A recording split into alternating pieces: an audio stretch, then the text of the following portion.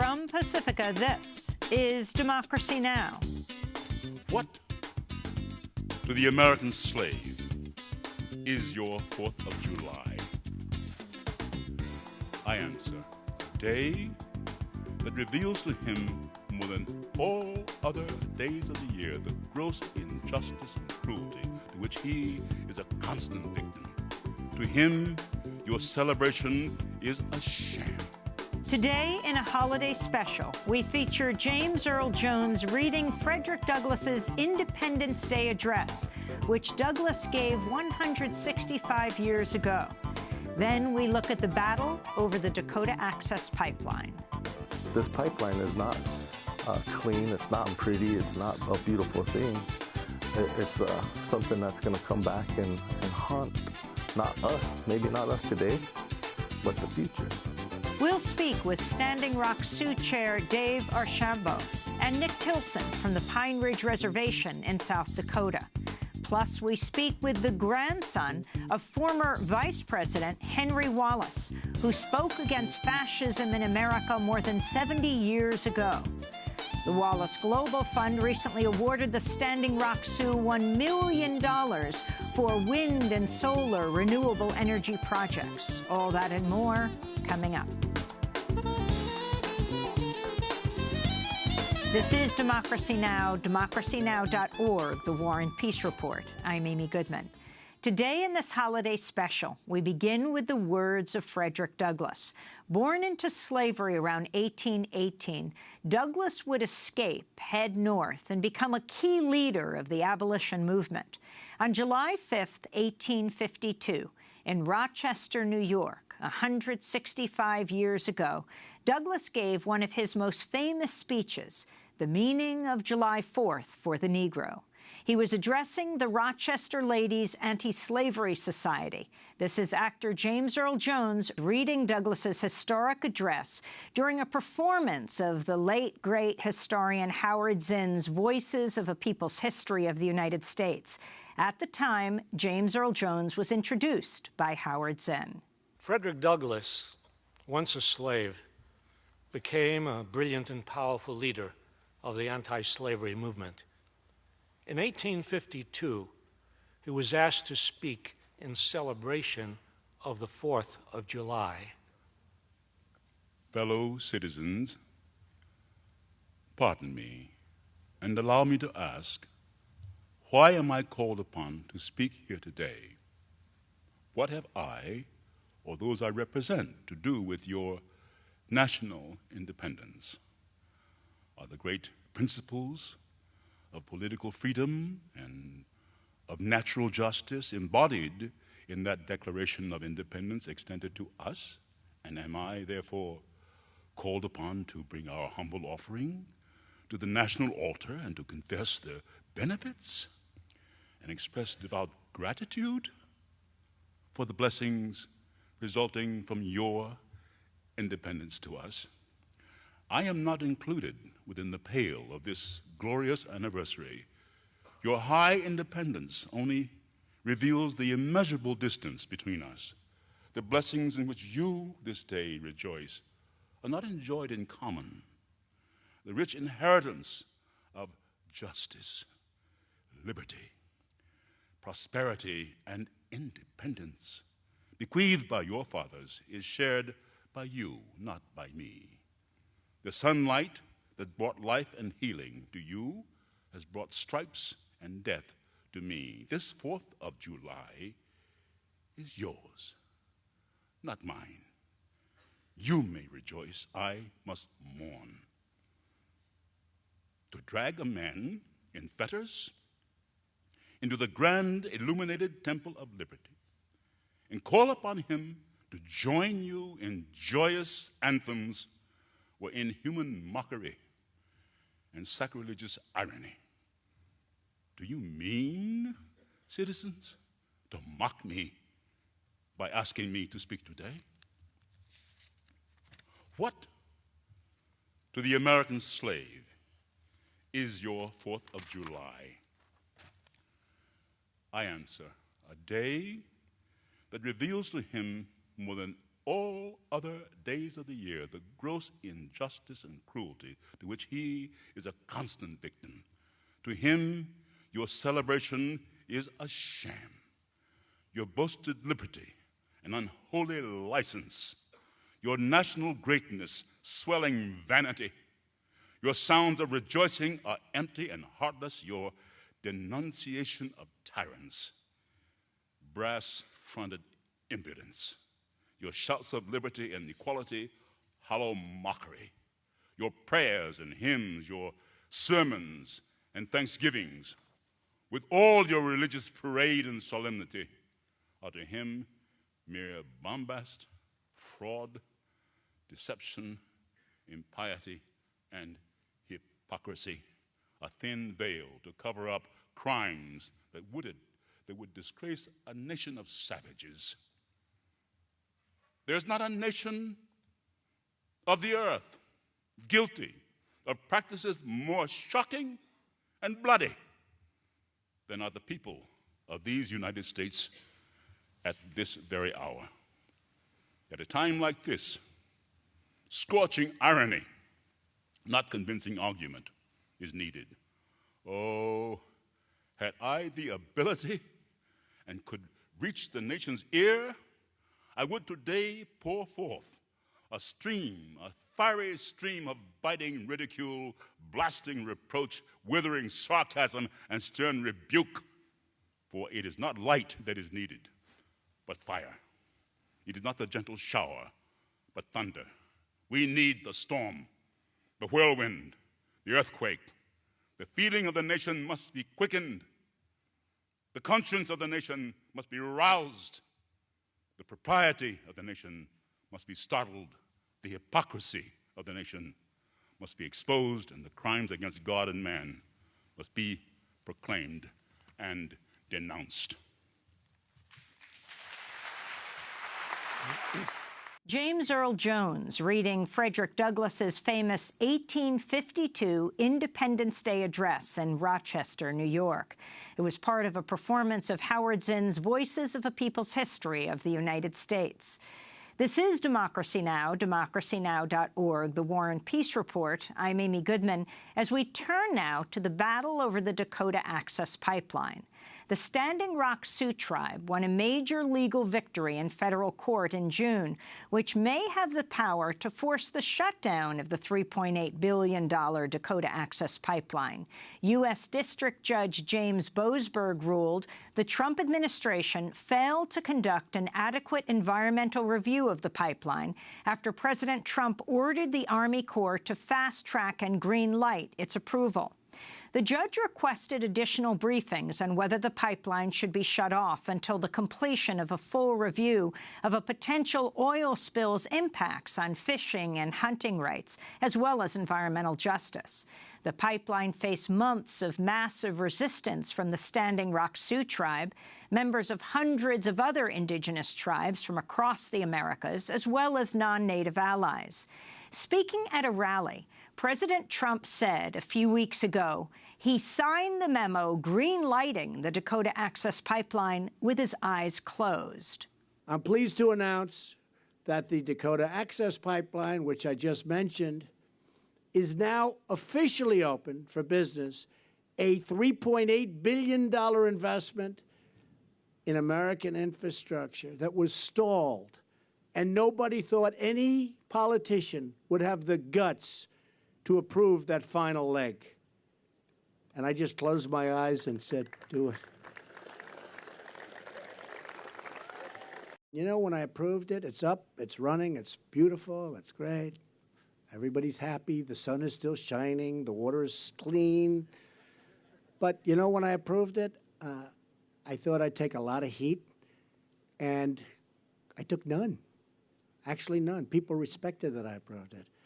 But I take so much heat for nonsense that it probably overrode. It probably overrode the other.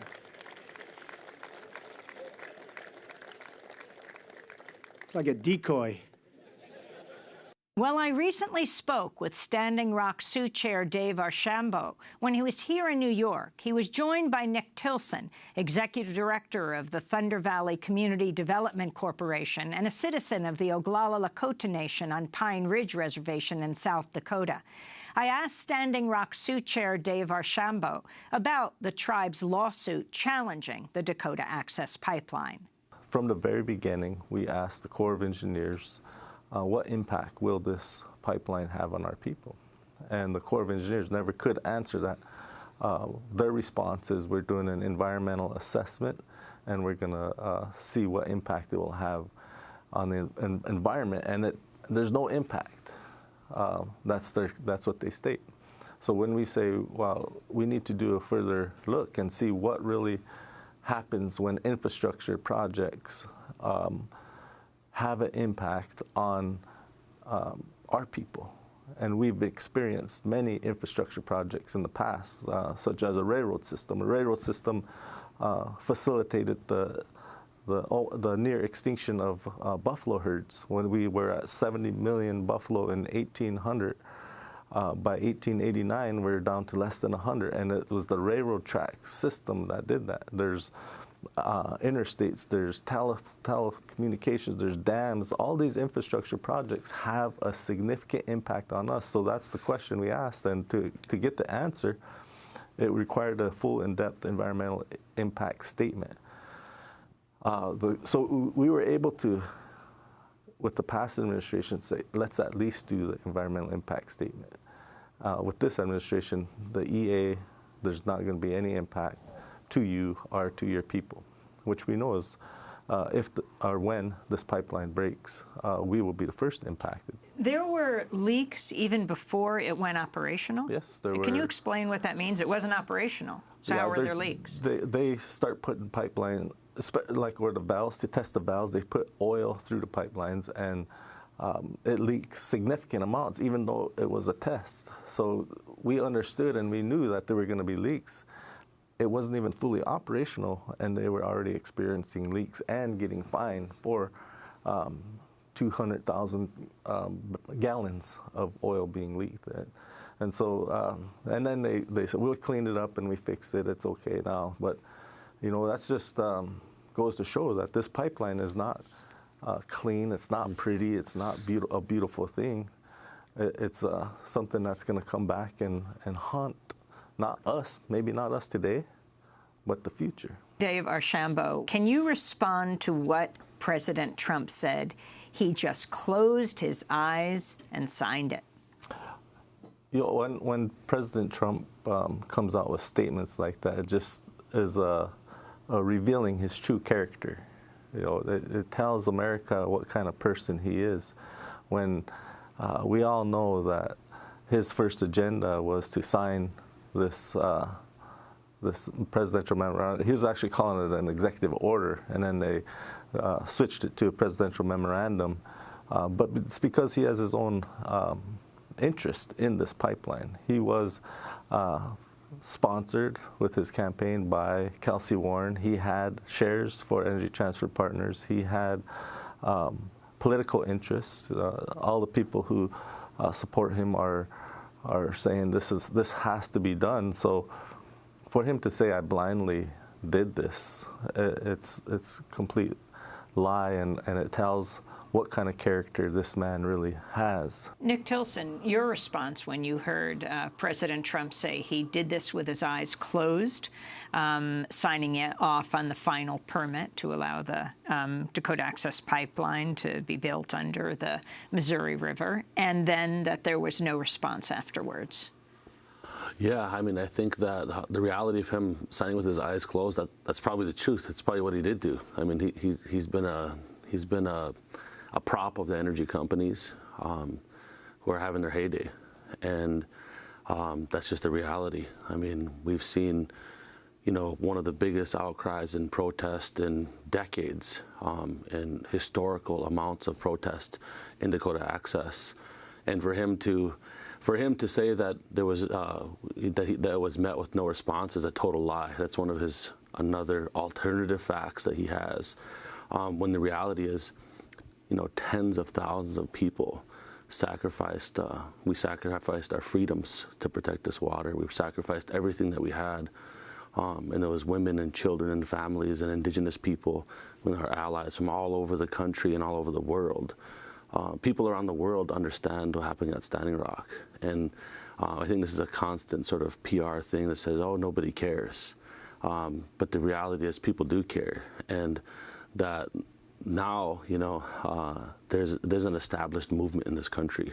There's an established indigenous rights movement. It's starting to converge with these other movements. And he's not going to be able to say, he's going to be able to say those things all he wants, but there's a growing movement across this country, and people are outcrying in many different ways. And so I think, the President Trump saying these kinds of things is not true. And there's millions of people who know it's not true, but we have to continue to have our voices be the loudest ones in the room. I wanted to ask about an explosive new investigation by The Intercept that reveals how international private security firm Tiger Swan targeted Dakota Access water protectors with military-style counterterrorism measures. Tiger Swan began as a U.S. military and State Department contractor hired by Energy Transfer Partners, the company behind the $3.8 billion Dakota Access pipeline. The investigation, based on leaked internal documents, which show how Tiger Swan collaborated closely with law enforcement agencies to surveil and target the nonviolent indigenous-led movement. In the documents, Tiger Swan also repeatedly calls the water protectors insurgents, and the movement an ideologically driven insurgency, even uses words like jihadi. Chairman Dave Archambault. It just goes to show who law enforcement is going to listen to. And law enforcement listens to the political leaders. And the political leaders are bought by corporations. So in North Dakota, we have a senator who has interest in the oil fields. We have who is that? Senator Hoeven. He has interest in the wells that he owns. We have Senator Kramer and Congressman Kramer and Senator Heitkamp. They receive some of the largest amounts of contributions from the fossil fuel industry. We have a governor at that time, Governor Dalrymple, who had some intermixings with China oil. And so this whole political leadership in North Dakota was saying we have to have this pipeline go in. And because they're saying this, they're only going to listen to the corporation and the company. And they're going to give direction to the law enforcement. And it's frustrating to me because we had countless meetings with law enforcement, and we let them know that there's infiltrators. This is not all the demonstrators who are creating this. We don't know who all the people are. All along, they're listening to the company's private security firms. They're working hand in hand with the company's private security firms. They're having daily meetings, daily briefings with the company's security firms, and ignoring completely tribal leadership. And all we were doing is trying to make sure that safety was the number one priority. Where these guys, if the reports from Tiger Swan are true, they weren't looking out for safety. They're looking to incite and to harm, and that's disturbing. When we were there Labor Day weekend, when I first met you out there at the camps, we could see the planes, and whenever I would point them out and ask people to say, oh, that they're just surveilling us, it became business as usual. And Nick, I was wondering if you could talk about this and the significance of when you have these private paramilitary firms, Tiger Swan founded by a Delta Force former Delta Force member, where you have these companies, as Chairman Dave was just describing, working with local law enforcement and the effect it has. I mean, then I'd like to go into your own personal history and your remarkable family history, but what this means. I mean, I don't think anybody's surprised. So any water protectors that were out there, these reports that are coming out, basically prove that this is the modern form of COINTELPRO. That's what it is. It's the counterintelligence program of the FBI. Absolutely. That targeted Black Panthers and people of color for years This under is Hoover. a modern contracted version of it, who's designed in using basically all of the lessons that they have been building off of fighting terrorism, but using it on their own people. And this is real. Like in the camp and all the organizing and all the stuff that we did, we knew that this was happening. We couldn't prove that it was happening, but we knew that to an element it was happening. We would show up at these protests. We'd have security officers and police who knew us by first name, who knew where we came from, who knew where in the camp we were staying. There was all kinds of stuff that happened during that time. And I think the reality is, like, the American public needs to realize that, you know, when we were organizing the camp, we were not allowed to fly our own planes over. We were not allowed to have our own observations. And we thought about doing that. We thought about getting resources to be able to do that. There was a no-fly zone. So there's a no-fly zone in place over the camp. Meanwhile, counterintelligence companies are allowed to come and survey us. This is the misuse of the democracy, and this is a fundamental issue of our time.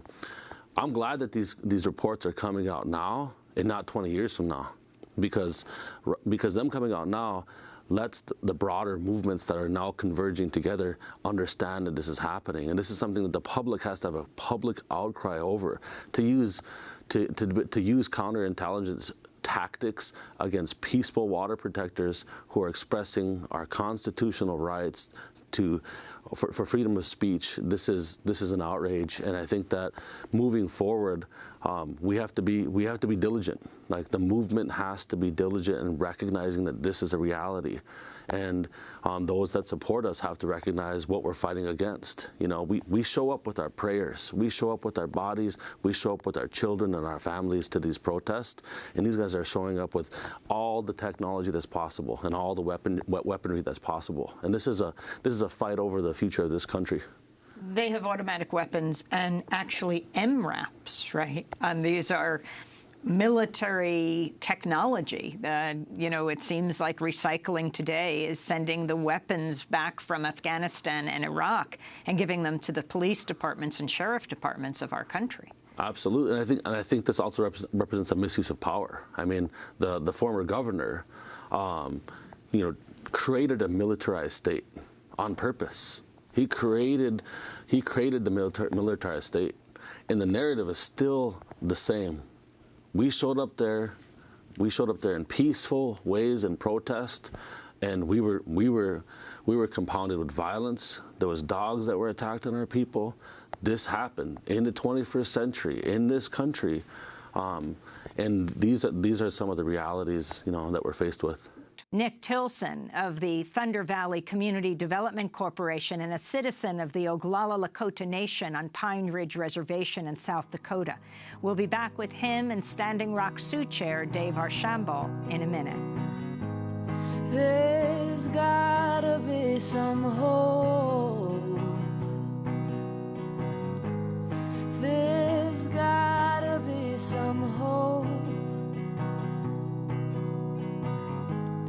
There's gotta be some way for you to send your dogs away and to leave the land alone.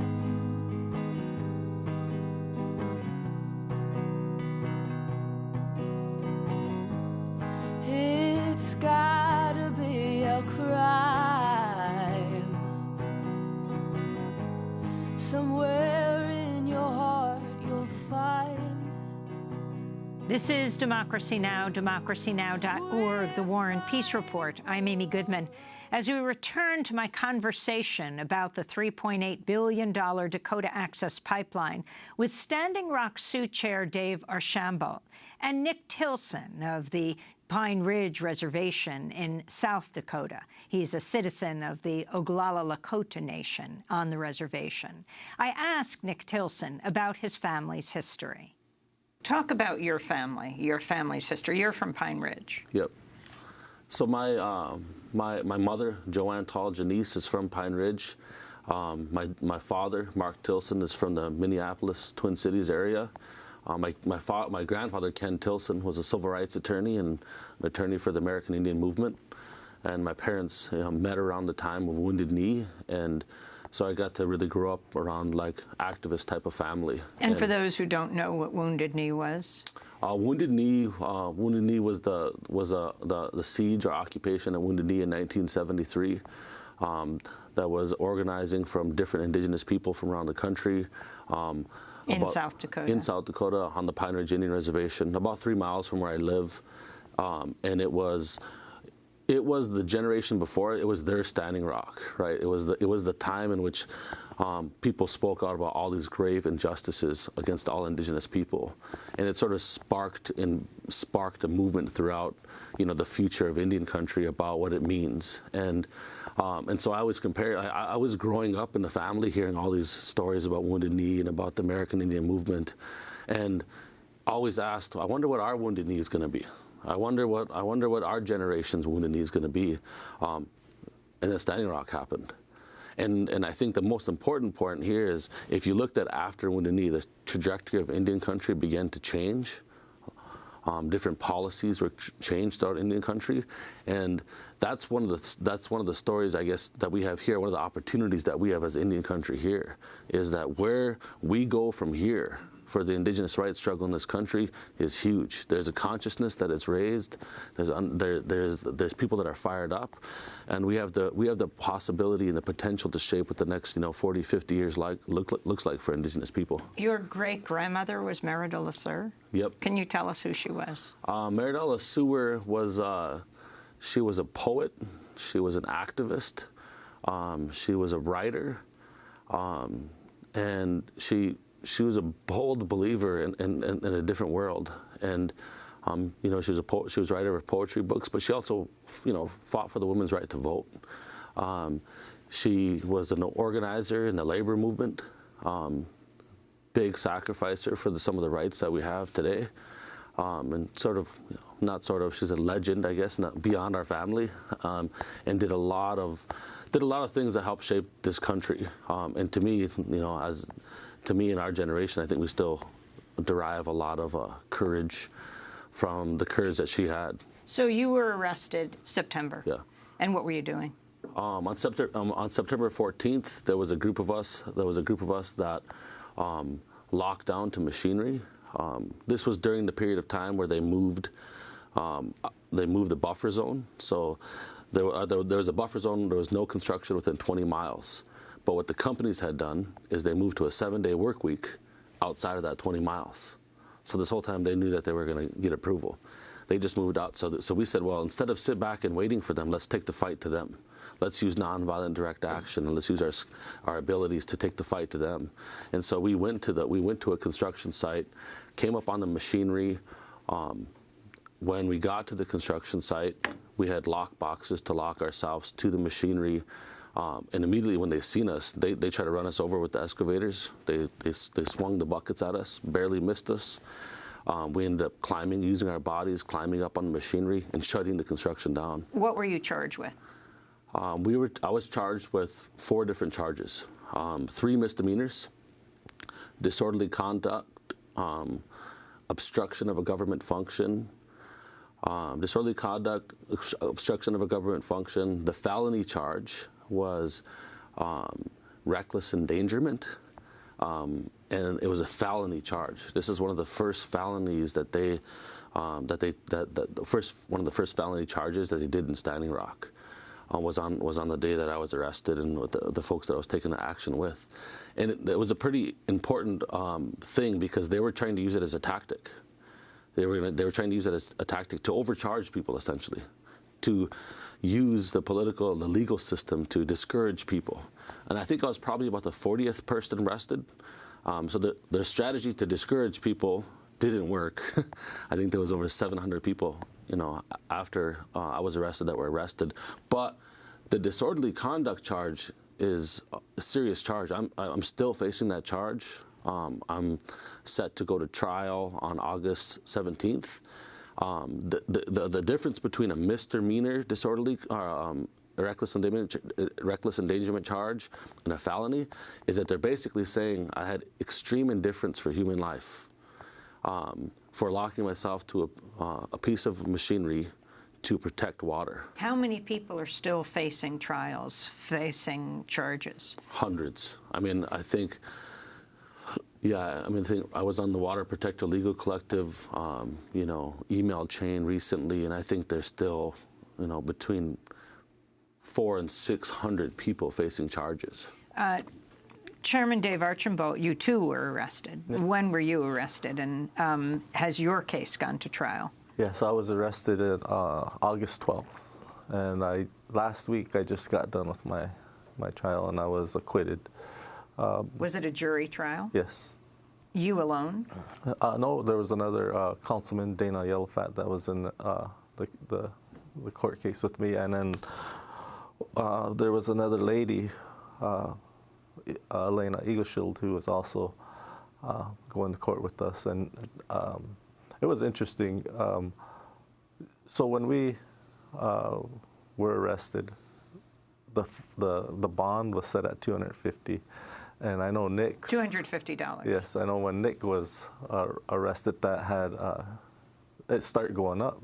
The cost, just the bond, was starting to increase, and the charges started to change, and the language, all the propaganda began with the state, and the state outlets, news outlets, start saying that these are terrorist acts, they're inciting riots, and so for my charge, it was disorderly conduct. I was probably the second day of the entire camp is when I got arrested. So there was maybe 12 people at that time total that got arrested. And the reason I got arrested was because I was trying to protect another lady who was standing in a path of vehicles exiting. And I was met by a wall of law enforcement, and I tried to go around, and then...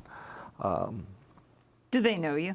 No, they didn't know me. And in the hearing, the officer who confronted me, who I ran into, said I had my hands on him and I was yelling, which was not true. So when I testified in our hearing, I said I don't yell. What he was describing was a lili that Lakota women do, and he said I was doing that. And when you look at the video and you look at the pictures, my mouth is closed. And he said I had my hands on him, but my hands were back, and I was going through the line. And so the prosecutor brought up another witness, another law enforcement that was close by, and asked him, was the chairman yelling? He said no. Did the chairman have his hands? He said no. So two officers saying two different things, and these are Morton County Sheriff's deputies? Yeah, I think they were both from Morton County. But, the jury being able to hear actually what happened and making the decision was a relief, because this was something. That was the first thing. Right after that, the Dakota Access Pipeline filed a temporary restraining order on me, and that was granted. So the tribe filed a temporary restraining order on the company, and the judge said, we're not granting this. But as soon as they file one on me, the judge grants it. And then after that, they file a civil suit in the federal court against me to try to pin all the costs and expenses that the protest is creating on me. And I would say maybe about 3 weeks ago, that one was dismissed because you can't pin a certain, I think it has to be $75,000 or more on one individual, and they couldn't put that on me. So you were charged with a misdemeanor, and what happened? Were you jailed? Yes, I went to jail, and we bonded out the same day. Were you strip searched? Yeah. Were you put in an orange jumpsuit? Yes. And you were jailed? Yes. Nick, the same? Absolutely, yeah. Yep. Strip searched, jailed. I had a broken foot at the time. Yeah, we weren't treated very well in there. I mean, we didn't get our bedding in. Actually, there was other Native brothers that were in jail for other things, and they're the ones advocating for us to get our bedding and different stuff because they had been in there for a while. At this point, hundreds of members of the Standing Rock Sioux tribe and other tribes and non-Native allies still face trial. Yes. Your response to this expose about Tiger Swan and them calling the resistance, meaning you, Chairman Dave Archambault, also you, Nick Tilson, and so many others, the insurgency. What do you make of that? Even referring to your resistance as a kind of jihadi insurgency. Nick. Insurgents. How is it possible? How is it possible that any indigenous people are insurgents on their own land? Our land has been overrun by corporations, by the militarization of our lands and our communities and our people. It's impossible for us as indigenous people on our own land to be insurgents. If there's insurgents, it's the company. If there's insurgents, it's the private military company. It's impossible for us to be insurgents on our own land. We did at Standing Rock what our ancestors did. We did at Standing Rock, which was stand in prayer. We did things founded in our culture, our spirituality. This is women, children, families, people that came there to sacrifice. We were not insurgents. We were people fighting for what was right, simply fighting for what we believed in and protecting water on behalf of 17 million Americans. And to call us insurgents is a disgrace to the future generations. It's also a reality that this is the political times that we're in. When you rise up and you take political action and you do it in a peaceful way, founded in your beliefs, you're faced with guns, you're faced with water cannons, you're faced with bullets, you're faced with all kinds of violence. That violence was put on us. The water protectors never enacted violence on any of the police. That was not something that happened. We trained our communities and our people in nonviolent direct action, and we did it collectively. And so to call us insurgents is completely wrong. It's an alternative fact. So I want to turn now to what's happening now at Standing Rock. The Standing Rock Sioux tribe is now leading an initiative to build a solar farm in Cannonball, less than 3 miles from the Dakota Access Pipeline. Among the companies that will be helping build the solar farm is Native Renewables. This is Native Renewables co-founder Wahela Johns speaking Thursday at the Henry Wallace Awards ceremony in New York City for the Standing Rock Sioux tribe. The Father, the Son, it provides, it can provide power, it can empower us, and that's been a lot of what we've been talking about with Native Renewables, is that empowering our communities to actually learn how it works, how solar works, but also building our capacity to manage and own projects to generate power. So far, a lot of tribes are being, like our land base is being targeted by fossil fuel companies, and how do we shift away from that? And I'm from a big coal mining community, and I chose this work because I wanted to see something different, and I want to protect our water so our future generations have a future that is healthy and clean. Chairman Dave Archambault, talk about what it is you're doing now, just a few miles from the Dakota Access Pipeline, where the oil is flowing. The fossil fuel industry has succeeded in building that. But what are you now doing at Standing Rock? We have over 12 communities on Standing Rock.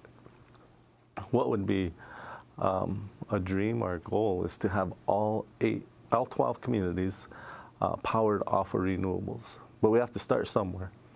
And the best place to start is in Cannonball because it's so close to where this pipeline is, where this fossil fuel vein exists. And so at the community level, then at the national level, if tribal nations can say we are 100% powered and 100% do we consume renewable energy, that builds awareness for other communities and maybe the nation. So how are you doing this with wind and solar? With the solar panels, we're starting off with 300 kilowatt project. On the commercial wind side, we have a resource, and that's the wind that can generate a lot of electricity in the Great Plains.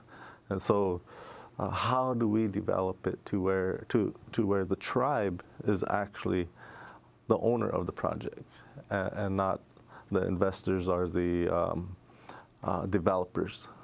So we need to take a more active role, and so we're exploring different ways to be the actual owners once this is developed. Of a wind farm? Of a wind farm, and it'll be a commercial wind farm, so we're talking like 100 megawatts, producing on average maybe 40 to 50 megawatts annually. So we'll be able to take that power and sell it commercially, and then use the resources to offset or to evolve our homes so that they can provide heat in a good way rather than burning fossil fuels. And Nick Tilson, what does this mean to you in Pine Ridge to have this kind of project?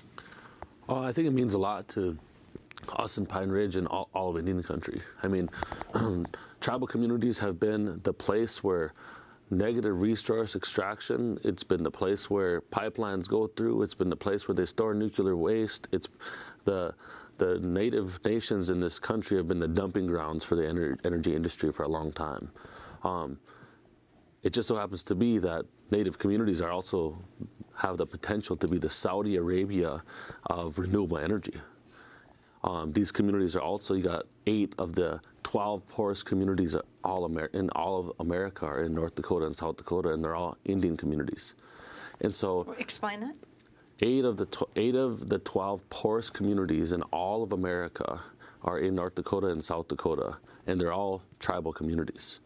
So this pipeline and projects, this pipeline, Keystone XL pipeline, they're not only just going through the heart of Indian country, they're going through ground zero for inequity in America. They're going to ground zero for poverty in America. And so what we're basically saying is we're not just against these pipelines. We're against these pipelines. We believe that these pipelines are pipelines to the past, and we believe that we should be building sustainable infrastructure for the future. And so that we have the potential and we have the opportunity in tribal nations, like they're doing in Standing Rock and like we're doing on Pine Ridge with Thunder Valley, is building the communities of tomorrow and beginning the process of just transition and what that looks like. You're a founding executive director of the Thunder Valley Community Development Corporation, which is what? It's a nonprofit, grassroots, community-based organization doing sustainable economic development in one of the poorest communities in America. And we're building a community from scratch based on renewable energy, sustainable housing, and designing communities based on indigenous values. And so what this means for us is this time in Standing Rock, this was not just against the pipeline. We're fighting for our very future. And you know, we have to be able to meet the needs of our present generation without compromising the ability of future generations to meet their own needs. And this is a very indigenous way of thinking, indigenous values way of thinking. It's also a very practical way of thinking, because the past energy and economic model that this country has been operating on has continued to create a separation between the rich and the poor, exploit lands, and we're fighting for something very different. And so I think that this project at Standing Rock is one, this movement having come to Standing Rock, let's make sure something happens for the people of Standing Rock. Let's make sure that this inspiration that happening at Standing Rock benefits the people of Standing Rock. And I think that's what Wahela, Native Renewables, Give Power, they're all collectively working to help make that happen. And so this means inspiration for us, because if it can happen at Thunder Valley and Pine Ridge, if this can happen in Cannonball and Standing Rock, this can have a ripple effect of what happens all throughout Indian country and hopefully begin to reform the way that energy policy and energy projects happen. Nick Tilson, head of the Thunder Valley Community Development Corporation, a member of the Oglala Lakota Nation on Pine Ridge Reservation in South Dakota. And from North Dakota, Standing Rock Sioux Chair Dave Archambault. When we come back, we speak with the grandson of the former Vice President of the United States, Henry Wallace. Scott Wallace wrote a piece in the New York Times recently echoing what his grandfather wrote more than 70 years ago, warning about fascism in America. His Wallace Global Fund just honored the Standing Rock Sioux Tribe with the inaugural Henry Wallace Award and $1 million investment in solar and wind, renewable energy projects led by the tribe in North Dakota. Back in a minute.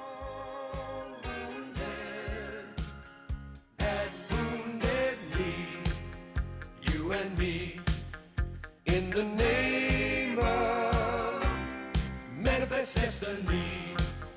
You and me, you and me, you and me. They made us many promises, but always broke their word. They pinned us in like buffalo, drove us like a herd, and finally on the reservation where we'd gone for our preservation, we were all wiped out. This is Democracy Now!, DemocracyNow.org, the War and Peace Report. I'm Amy Goodman. As we continue to look at how the Standing Rock Sioux Tribe is embracing renewable energy, we turn to Scott Wallace and Ellen Dorsey of the Wallace Global Fund. The fund recently honored the Standing Rock Sioux Tribe with the inaugural Henry Wallace Award and $1 million investment in renewable energy projects, solar and wind, led by the tribe. The award is named after Scott Wallace's grandfather, Henry Wallace, who served as vice president under Franklin Delano Roosevelt from 1941 to 1945. Scott Wallace recently wrote an op-ed piece in the New York Times recalling his grandfather's piece back over 70 years ago. In 1944, Henry Wallace published an iconic op-ed in the New York Times headlined, "The Danger of American Fascism." Henry Wallace wrote, quote, "American fascists are most easily recognized by their deliberate perversion of truth and fact," unquote. I began by asking Scott Wallace about his grandfather's comments in 1944. He described a breed of self-interested megalomaniac who the notion of corporatism is what he described as a breed of fascism, which is the marriage of corporate power and government. And they pretend to be interested in democracy and the common people, but they are really only interested in preserving their own wealth and privilege. And as you mentioned at the beginning, a defining characteristic of them that differentiates them from fascists that were then abroad in Germany and Italy was that they don't need violence. They don't kill people. They find that lying to the people is so much easier. So they use propaganda, they use the newspapers to spread lies and self-serving, what he called snide suspicions without foundation in fact. As you mentioned, birtherism, hugest inaugural crowd ever, 5 million people voted illegally, Obama wiretapped me. That is how they preserve their own power and ask for more. And they also, he defined it as using their position to obtain more money through the merger of corporate and government power. And Trump is that merger of corporate and government power. He uses it not only to pervert government policy toward personal ends, but he is now getting in trouble with the emoluments clause and receiving money from foreign governments that the founding fathers said was an impeachable offense. Do you feel that we're moving toward fascism in this country? What do you think your grandfather would say? I think he would say, in retrospect, that we're not talking about fascism in the way that is alarmist these days, that it's not Hitler or Mussolini. Mussolini preferred the definition of corporatism, which is the merger of corporate and governmental power. Using that definition of fascism, yes, that is what my grandfather predicted. And I think the only thing that would shock him right now is that his prediction has come true. When he ran for president in 1948, one of the barriers he broke is he traveled with African Americans through the South. Can you talk about the significance of this? Well, there's a wonderful story that it was videotaped of Pete Seeger and Studs Terkel, who were with him on this tour, describing what animates this award that we gave yesterday to Standing Rock. Courage. I mean, he refused to speak in front of a segregated audience in the Deep South. And Pete Seeger describes this scenario of the police coming to him and saying, "Mr. Wallace, you may not live through this week. There are threats against you." And my grandfather said, "Well, that's not important. It's important that I continue this tour." And that standing up for what is right in the face of grave personal risk, that's what we saw in Standing Rock. That's what, when we were thinking about how to honor my grandfather, how to incentivize that kind of courageous behavior and activism against overwhelming corporate and governmental power, that's why, oh my God, Standing Rock is it. And so explain what you've done, because this is unusual in philanthropy today in the United States. Well, we created this award, the Henry A. Wallace Award, to honor that type of courageous activism against the merger of corporate and state power. We put a cash award with it, and this year we decided, because they are also in search of a solution, a clean energy solution, which is very viable wind and solar projects, we decided to not only give them a grant, an unrestricted prize for their activism and their resistance, but to invest. Because with our assets, the 95% of our money that we don't give away every year, but we invest to grow, we decided to put some of that into clean solar and wind projects, specifically run by and for the Standing Rock tribe, to make an example that this is not only good for the planet, but it's a way to make a decent return too, which we find just shockingly ironic today, as President Trump has withdrawn from the hugest global agreement to limit greenhouse gas emissions, again based on snide suspicions without foundation, in fact, that, oh my God, climate change is a Chinese hoax and fabrication. So it all came together very nicely, and we want to also make the point that, no, renewable energy is the future, and you can make a nice return on it. And so this grant is both an outright grant of, what, like $250,000, but then explain the rest of it. Well, we made a commitment of up to $1 million investment in the solar and wind projects that Standing Rock is developing with experienced project developers in the wind and solar space, and that will empower the community, the tribe, and can provide a model for the rest of the country and the rest of the world. Ellen Dorsey, this is part of what you've been doing for some years right now, this whole issue of divest and invest. People who, if you can explain what you're talking about when you talk about taking assets of a foundation and where you invest them. Well, first, I would say that there has been a growing movement of activists calling for institutional investors to divest their investments from fossil fuel companies. And we both supported that movement with our grant dollars, but we had already begun our own journey on overhauling our investments with the idea that it wasn't okay to be invested in companies that were driving problems that we were asking our grantees to solve, particularly when we were invested in those companies with the 95% of our assets and with the 5% making grants. So we had already begun our own journey to overhaul our investments. And when the fossil fuel divestment movement began to explode, we started to organize philanthropy as a sector of that movement. And we went out to peer institutions and said, climate change isn't just any issue, it affects the mission of all foundations, and now's the time to not only stand up and divest your assets from fossil fuels, but put 5% of your assets into climate solutions, renewables, energy efficiency, clean tech, etc., because that's what's needed to accelerate the clean energy transition. I would say that we weren't initially met with a great deal of enthusiasm by our peer institutions, because there's always been a firewall between the investments and the grants.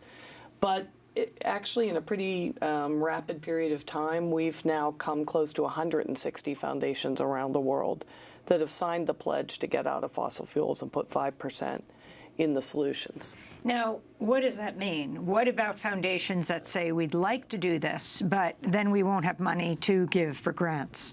Well, first of all, I think that's based on false assumptions about the performance of their investments.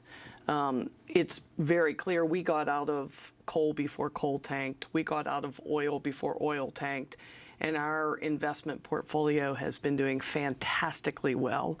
We beat our benchmarks consistently. So it's a false assumption that you would lose money. This is an industry of the past. We are in the middle of a transition. Clearly, how fast we make this energy transition will determine the impact on the planet and on the lives of millions of people. But the transition is occurring. So those that are investing in the future are going to capture the upside of a new market, a new economy.